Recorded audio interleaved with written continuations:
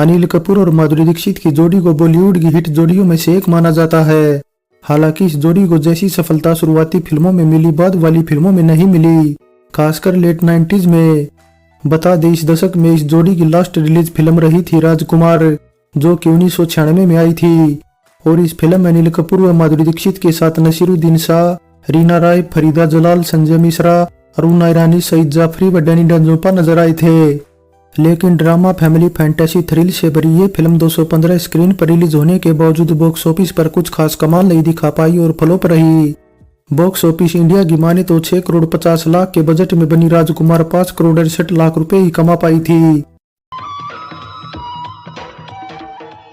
Unofficially राजकुमार film 1991 में आई एक American film robin hood Prince of thieves की कॉपी थी और इसी से मिलती जुलती कहानी पर इससे पहले 1988 में प्रोड्यूसर हबीब नाडियाडवाला भी आलीशान टाइटल से एक फिल्म बनाने वाले थे। अमिताभ बच्चन, डिम्पल कपाड़िया, कीमी काटकर स्टारर इस फिल्म को टीनू आनंद डायरेक्ट कर रहे थे, मगर फिर किसी तरह इसकी स्क्रिप्ट प्रोड्यूसर टूटू शर्मा के पास लीक हो गई, जिस वजह से नाडियाडवाला ने इसे ठंडे बस्ते में डाल दिया। और इसके बाद फिर इसी स्क्रिप्ट में थोड़ा बदलाव करके टूटू शर्मा ने इसे अनिल कपूर के साथ राजकुमार टाइटल से बनाया। ये हिंदुस्तानी हाथ है, गुलामी की रोटी खाने के बजाय कट जाना पसंद करेंगे। वैसे बता दे राजकुमार का मुहूर्त क्लब मई 1992 को लिया गया था और एक टाइम इसका टाइटल स्वतंत्र रखने पर भी विचार किया गया था। प्रोड्यूसर टूटू शर्मा और अनिल कपूर बचपन के दोस्त थे और राजकुमार दोनों की साथ में आई पहली फिल्म थी, इसलिए अनिल कपूर टूटू से पूछते रहे कि फिल्म बनाने में इतनी साल क्यों लगे। दरअसल टूटू शर्मा की बतौर प्रोड्यूसर पहली फिल्म 1980 में आई नियत थी। ऐसे में टूटू ने कोई 12 सालों बाद अपने जिगरी यार अनिल कपूर के साथ फिल्म बनाने का ऐलान किया था। वैसे राजकुमार फिल्म के लिए अनिल कपूर भले ही बतौर मेन एक्टर पहली चॉइस रहे हों, मगर बाकी की कास्टिंग को लेकर कई महीनों तक पेच फंसा रहा।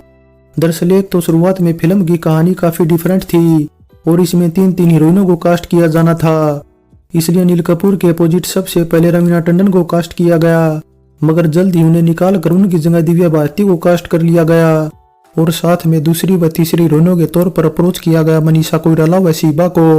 और ये सब प्लानिंग टूटू शर्मा बोनी कपूर के साथ मिलकर कर रहे थे, क्योंकि दरअसल टूटू की इससे पहले आई लगभग सभी फिल्में बॉक्स ऑफिस पर कुछ खास कमाल नहीं दिखा पाई थी।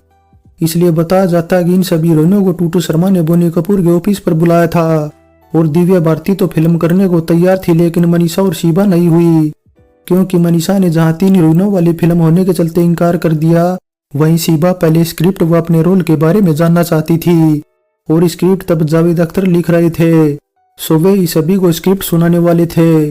लेकिन 1 महीने बाद भी शिबा को स्क्रिप्ट नहीं सुनाई गई और बगैर उनकी सहमति के उनके नाम की घोषणा कर दी। साथ ही डायरेक्टर पंकज पराशर ने एक रात शिबा को फोन करके जब ये बताया कि अगले दिन फिल्म का मुहूर्त होगा तो शिबा को झटका लगा। हालांकि फिर भी शिबा ने पूछा कि फिल्म में उनके को स्टार कौन कौन है, तब पंकज ने बताया कि माधुरी दीक्षित और शिल्पा शिरोडकर। अब शिबा के लिए और बड़ा झटका था, क्योंकि माधुरी तब एक बड़ी स्टार थी और उनके सेक्रेटरी रिकू राकेश नाथ तब शिल्पा शिरोडकर के भी सेक्रेटरी थे, इसलिए इस बात को लेकर शिबा श्योर थी कि उनका रोल माधुरी और शिल्पा के मुकाबले कमजोर ही होगा। बस इसी वजह से शिबा ने फिल्म करने से इनकार कर दिया और टूटू ने अपनी पत्नी पद्मिनी कोल्हापुरी को लेने का मन बना लिया। लेकिन फिर आगे चलकर शिल्पा शिरोडकर और पद्मिनी दोनों की भूमिका को स्क्रिप्ट से पूरी तरह हटा दिया गया, क्योंकि राइटर जावेद अख्तर टूटू शर्मा को टाइम पर स्क्रिप्ट तैयार करके नहीं दे पाए। इस वजह से विजय शुक्ला और कमलेश पांडे से स्क्रिप्ट तैयार कराई गई।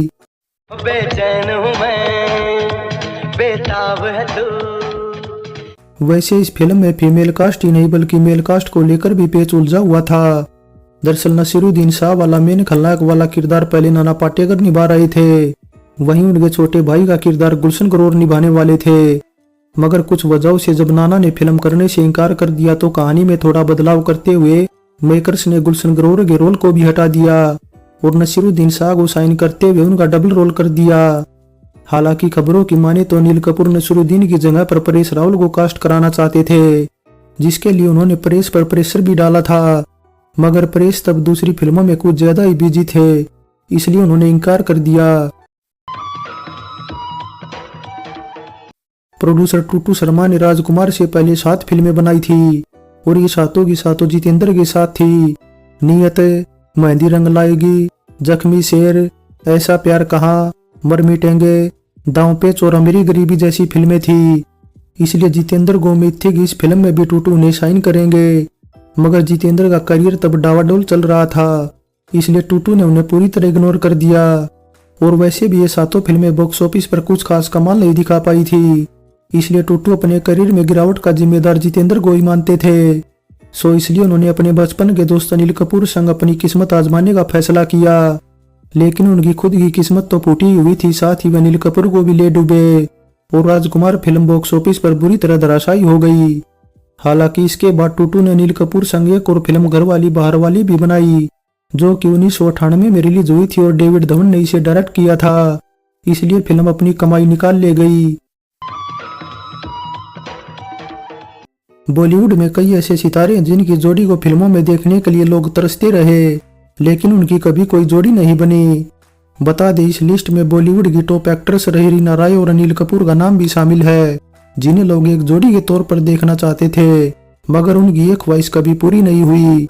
हालांकि राजकुमार फिल्म में दोनों ने पहली बार स्क्रीन शेयर जरूर की, लेकिन फिल्म में रीना रॉय अनिल कपूर की मां के किरदार में थी, जबकि असल में दोनों की उम्र में केवल महीने भर का ही अंतर है।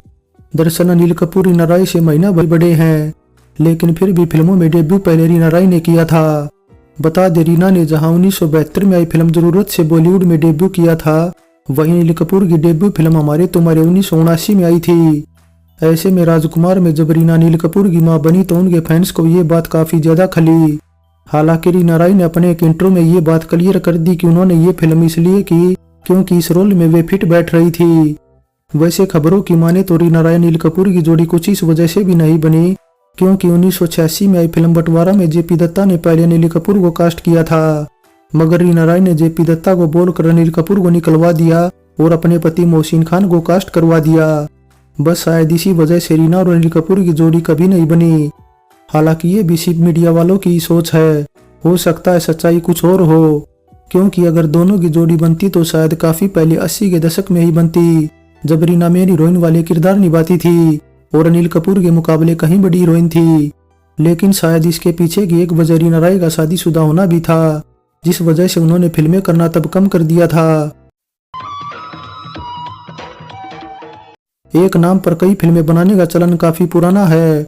ये सिलसिला दरअसल आज भी चल रहा है और आगे भी चलता रहेगा। हालांकि ये जरूरी नहीं कि एक टाइटल पर बनी सभी फिल्में बॉक्स ऑफिस पर अच्छी कमाई करें। सेम टाइटल की वजह से भारी भरकम बजट में बनी फिल्में कई बार ऑडियंस को अट्रैक्ट नहीं कर पाती, इसलिए ऐसा ही कुछ 3 अलग अलग कपूर के साथ हुआ था। दरअसल हम बताना चाह रहे हैं कि राजकुमार टाइटल से 3 फिल्में रिलीज हुई हैं, जिसमें पहली थी शम्मी कपूर की जो कि 1964 में रिलीज हुई थी, दूसरी थी अनिल कपूर की राजकुमार जिस पर यह वीडियो है, और तीसरी रही थी शाहिद कपूर की राजकुमार, जिसमें आगे एक एक्स्ट्रा आर जोड़ दिया गया था। लेकिन इन तीनों में सबसे कामयाब रही थी केवल शम्मी कपूर की फिल्म, वरना अनिल कपूर की फिल्म की तरह शाहिद कपूर की फिल्म भी बॉक्स ऑफिस पर फेल रही थी। पंकज पराशर ने राजकुमार से पहले 1989 में आई फिल्म चालबाज का डायरेक्शन किया था, और ये कितनी बेहतरीन फिल्म थी सभी को पता है, लोग आज भी इसके दीवाने हैं। मगर इसके 7 सालों बाद आई थी फिल्म राजकुमार, यानी बतौर डायरेक्टर पंकज पराशर की एक कमबैक फिल्म थी, और उन्होंने इसे डिफरेंट अप्रोच के साथ बनाया था। फिल्म का एक एक्शन सीक्वेंस जहां हॉलीवुड की फिल्म मैड मैक्स से कॉपी किया था, वहीं बाथटब वाला sexy scene classic art deco से, तो माधुरी को किडनैप करने वाला सीन लिया था दिलीप कुमार की फिल्म आन से। वैसे पंकज पराशर तब राजकुमार का ही डायरेक्शन नहीं कर रहे थे, बल्कि विनोद खन्ना के बड़े बेटे अक्षय खन्ना की डेब्यू फिल्म हिमालय पुत्र भी साथ साथ ही बना रहे थे। इस वजह से विनोद खन्ना को एक टाइम लगा कि पंकज उनकी फिल्म की बजाय राजकुमार पर ज्यादा फोकस कर रहे हैं, जबकि इसके उलट सच ये था कि इन दोनों फिल्मों की शूटिंग साथ साथ चलने से पंकज पराशर काफी ज्यादा उलझ गए थे, और इसी वजह से इन दोनों फिल्मों का बजट भी बढ़ गया था। खासकर राजकुमार तो काफी ज्यादा ओवर बजट हो गई थी। राजकुमार में संगीत दिया लक्ष्मीकांत प्यारेलाल ने, वहीं गाने लिखने का काम किया आनंद बख्शी ने, जिनके लिए 7 गाने रखे गए थे ऑडियो एल्बम में।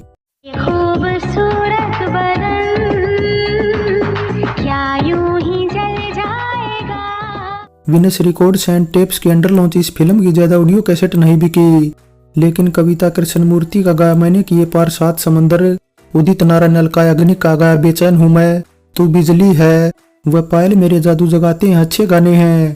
तू बिजली है या तितली है। इसके अलावा इकबाल अफजई, सबरी, सुखविंदर सिंह व जय श्री श्री राम की गाई कवाली आजा जा तू आ जाने वाले भी अच्छी है। आजा आजा तू आजा आने वाले। वैसे पायल मेरे जादू जगाते हैं गाना जॉर्ज माइकल के गाए एक गाने फेथ पर आधारित था, जिसे उन्होंने 1987 में गाया था।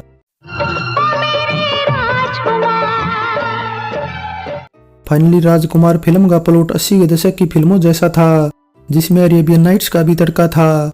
हालांकि फिल्म का VFX बहुत खराब था और कहानी तो थी कमजोर। इसके अलावा डायरेक्शन भी शानदार नहीं था, बस शानदार था तो माधुरी दीक्षित का डांस, लेकिन ये भी ऐसा लगता मानो सरोज खान ने इसे दूसरे गानों में भी रिपीट किया है।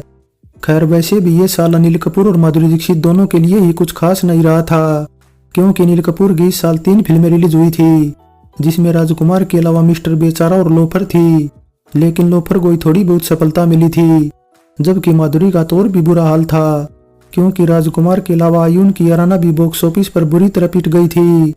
सो राजकुमार फिल्म पर हमारी ये पेशकश कैसी लगी नीचे कमेंट कर बताएं। अच्छी लगी है तो लाइक करें और चैनल को सब्सक्राइब करें। सो चलते हैं, फिर मिलेंगे एक और नई वीडियो के साथ।